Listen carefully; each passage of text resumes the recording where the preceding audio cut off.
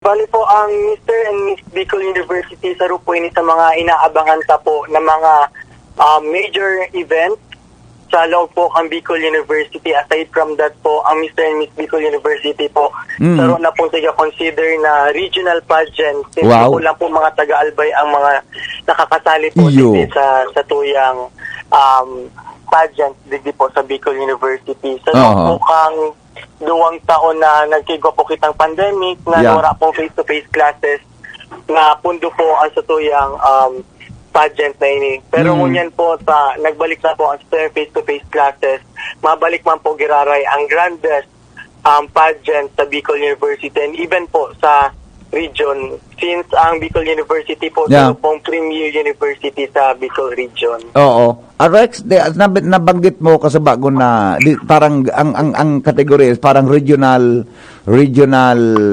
search beauty pageant ini. Kadaklan sa mga nag-join digdi, mga estudyante kan BU from different provinces of our region, Rex? Yes po, sir. Yes po. Oo. So after 2 years mananggad 2 years or more 3 years, di ba? Nagbalik kita sa face-to-face. That's why, igwa ka mong ginibo kayo. Ano man ang pinaka-obheto tabi kay ni Rex na pigigibo nindong prestigious beauty contest po sa satuyang universidad? Bali po, sir, ang pinaka-obheto po kang Mr. and Miss Bicol University ay magkaigwa po kitang ipapadara para po sa regional and national competitions man po na sinasalihan po kang Bicol University aron po kang squaa, tapos pakta po and pasok. So dito po kita nagpipili yung mga ipapadara naman po para sa pageants, para po sa mga nasabi pong mga events. Iyon. Buda, gari dyan kita nakaka-produce ki mga pigapadaratas after graduation baga pa minsan nga estudyante pa nag-join baga sa Binibining Pilipinas, sa Miss World, sa iba pang competition ta. Dakol baga kita sabiyo na napoproduce na mga runner-ups and in fact mga title holders sa iba-ibang prestigious national and international competition, Rex, di ba?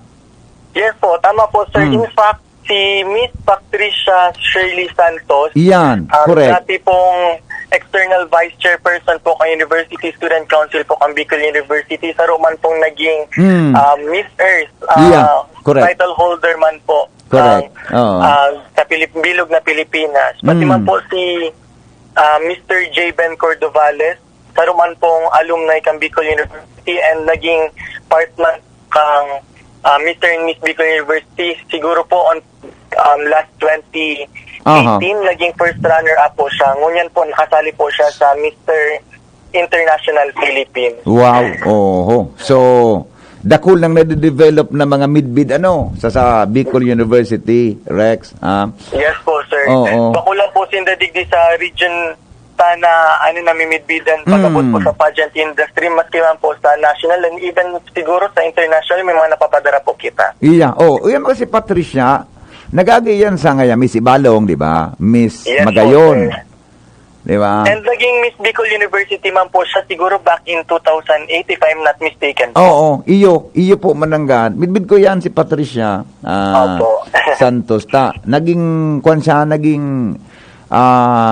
gari mga naging party siya kan ako Bicol party list after graduation, nagtrabaho siya sa Congress kundi ako nasasala.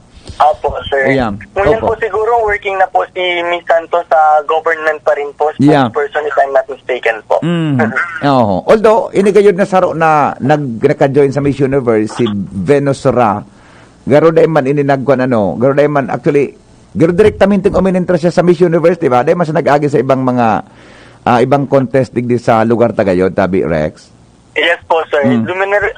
Pagkakaram po dumineretso na po siya ng Binibining Pilipinas, then nanggana na po sa Miss Universe. Pero graduate din po siya ni Bicol University. Ini po na event nindo, Rex, gigibuhon dyan sa Albay Astrodome. Ano po ini?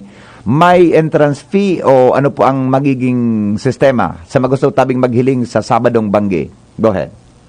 Ayan po, sir. Bali po ang Grand Coronation Night na po mangyayari po sa Aga, sa Albay Astrodome, 8 o'clock p.m. po. So, sa mga tickets po, available po siya sa tuyang mga college student council sa iba't ibang colleges po sa Bicol University. Nagpapabakay po tinda.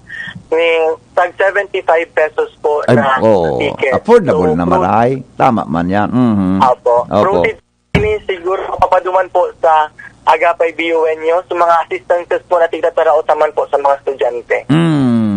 Opo, kaagapay BUNyos ang mapapaduman ang Yes process po. kaya. Ano. Aram ko man na kamo dyan sa BU, mga sa student council, bura sa grupo mo, talagang very responsible man, di ba? Pag-abot sa Yes, sir. pag-ibunin mga proyekto. Okay. So with that, 75 pesos. So day makakabakal kit ticket duman sa BU na maghuman mga taga Bicol University. Pwede po magbakal sa gate tabi sa Agang Banggi, sa Astrodome, Rex? Apo sir, actually po maski po ngunyan pwede na po tinda magbakalki mga ticket sa mga college student council po and even po sa university student council pwede man po sindang makabakal ng ticket. Siguro pwede po ninda ako EPM pag abot po sa ticket kumabakal po sinda and tomorrow po pag abot sa venue mapapabakal man po kita giraray ng ticket. Ayun, 75 pesos man. Ano, no, very affordable man sa tuya. Gabos aircon ng Astrodome, di ba? Aircon. Ano yan? First come, first serve tabi pag abot sa seating arrangement? Yes po, sir. We have distributed VIP tickets only for the B officials and sponsors, pati po families kang candidates. But the general admission ticket po, first come, first serve po kita dyan. I see. Ano ang mangyayari during the pageant? Sige daw ngayon, taon daw ngayon kami ki-overview or inisogari pageant na gari na iling mina may mga Q&A, may evening gown, may swimsuit competition. Tayo di ba Mr. and Miss Tabi Rex? Apo. Bali po sir, ang Mr. and Miss Bicol University po, igawang po grari kita kayo ng swimwear competition, ining long run competition. Although po, ang gigibuhon ta po ini na medyo fast-paced since di kita masyado nagkakaiguan ng mga fast-paced na pageants dito sa Bicol. And to think na ang production number po ka mga candidates ta po sa Aga Pasabog po. Wow. Kaya abangan po yan ka mga mga audiences na. Oh. Pero pong contestants ta for Mr. and Miss Rex? Po, bali ko po kitang 16 colleges participating po sa Mr. and Miss Bicol University. So, we have 32 candidates all in all. Wow. Since ko po kitang Mr. and Miss Bicol University po. 32. So, pamatangaan ini, tama? Yung po ang word na mamatangaan. Kaya po ngunyan, magkakaiga po kita ni closer interview sa Proxy Hotel para ma-determine ta po ang mga finalists sa coronation night. Gari may mga pre-pageant ta kamong pigigibo, ano? Para ma-shorten so sa mismong coronation night. Actually ngunyan na 1 p.m. po sa Proxy Hotel. Magkakaiga po kitang close door interview. Yes, very good. Okay. Pag-abot sa pageant night, may gari ngaya, may pigto kamong briefing sa mga contestant kung saan lang masentro ang hapot or general information tabi o maski ano pwedeng ihapot sa contestants regarding po sa pangyari po sa tuyang kapalibutan, Rex? Bali po ang hapot po sa tuyang mga candidates na sentro po sa issues pag-abot po sa tuyang societies and especially po sa Bicol University. Ayun, very good. So talagang dapat well-informed ka pala, knowledgeable kan pangyari sa satuyang palibot in sa Bicol University. Yes po, sir. Siyempre, ang manggagana po digdi, mapipiling ambassador and ambassador ng Bicol University. Bale, iniimbitaran ko po ang satuyang mga tagapakinig o sa mga listeners na maghiling as in magduman sa Albay Astrodome sa aga pong 8 o'clock p.m. para sa satuyang Mr. and Miss Bicol University. So, kaabang-abang po ang pasabog na hatod kang nagbabalik o ang comeback ng Mr. and Miss Bicol University. Kasabay naman po ang mga bigatin ta pong mga judges, igo po kita mga hali sa national and local. So, may mga pageant veterans po kita, igo kitang artists from national. Yan, arabangan ta po iyan. Suportaran naman po ang satuyang mga kababayan, ang satuyang mga kakolehiyo na manggana sa naturang pageant. Opo. Tickets are available at College Student Council and University Student Council. Ikaw po kitang ticket na pinakabakal sa tindahan ni Isko dyan po sa Osos Building kang Bicol University. Iyon. Opo. Sa iba, sa luwas kang biyo, di ka mong tickets o outlet tabi, Rex? Bali po, ang pagtindatan na lang po, sir, sa Luas Bicol University will be sa venue na lang po. Ayun. Sa Yeah. Albay Yeah. Astrodome po. Opo, okay. Rex, salamat ha. Good luck sa activity. Mabuhay ka mo sa Bicol University. Thank you po, Sir Henry. Thank you po, DZGB. Mabuhay man po kami.